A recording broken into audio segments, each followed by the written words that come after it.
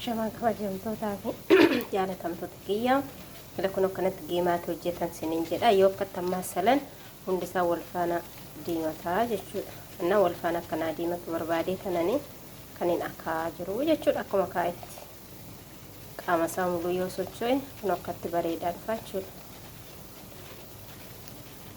Innaa akkasii siniin jedha. Akkatti geemaatiin hojjetamaa. Kunoo bukoo isaallee kanatti qallisanii itti hojjetama siniin jedha. Naa kunoo shaayillee kun daffisaatiin jira. Maal jedhama? Karakii jedhama biyya kana keessatti. Shaayiin kun karaka. Shaayii haleebii jechuudha. Buna aannan shaayii aannanii.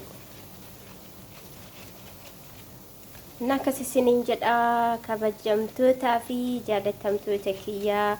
Namoonni geemaatii kiyya jaalattan hundi keessanuu sheer, laayik, kooment gochuudhaan na bukkee dhaabadhaa, na jajjabeessaan siniin jedhamu.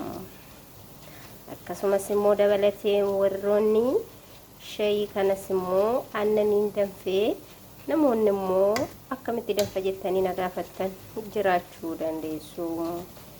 Innis immoo akkatti inni danfu bishaan danfisanii